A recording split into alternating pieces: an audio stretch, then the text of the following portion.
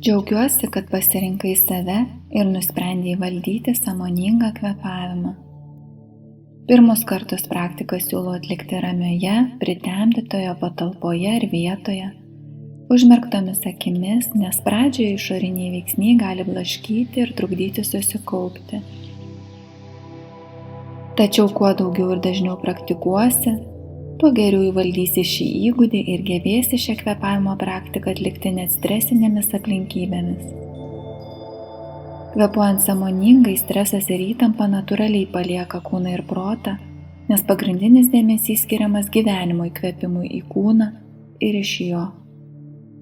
Tai yra tai, ką gali atlikti bet kada, nepaisant aplinkybių. Grąžindama mintis į kvėpavimą bet kuriuo momentu išsilaisvinsi nuo įkyrių minčių bei neigiamų žalingų mąstymo modelių. Patogiai įsitaisyk sėdomis arba gulomis, svarbu, kad nugara būtų atremta ir tiesi. Jei labai nejauku būti užsimerkus, gali laikyti akis atmerktas. Jei jautiesi labai pavargusi, blanki, neryški šviestuvo ar žvakių šviesa gali padėti išlaikyti budrumą. Pirmiausia, leisk savo įvertinti, kaip tu dabar jautiesi, kokia emocija dominuoja. Užfiksuok tai. Labai gerai. Dabar palengva, švelniai nukreipk savo dėmesį į kvėpavimo procesą. Tiesiog stebėk kiekvieną įkvėpimą ir iškvėpimą.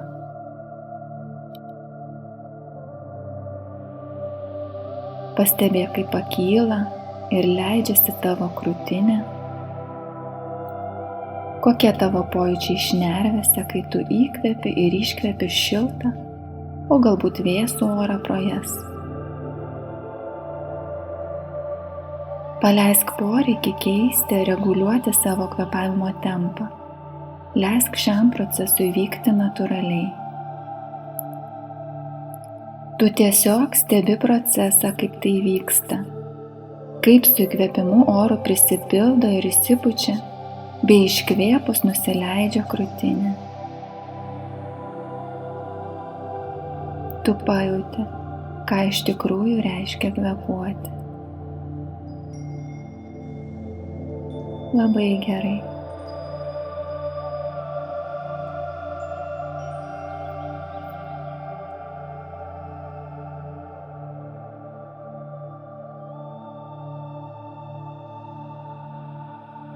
Eigoje, atliekant šį pratimą, gali pastebėti, kad tavo mintys pradeda klaidžioti, nukrypsta į pašalinius garsus kambaryje ar iš lauko, iškyla įvairūs atsiminimai, ar mintimis pradedi keliauti kažkur toli.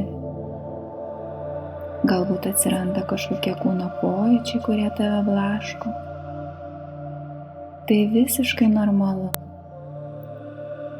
Kai pastebėsi, kad taip nutinka, žinok, kad viskas čia gerai.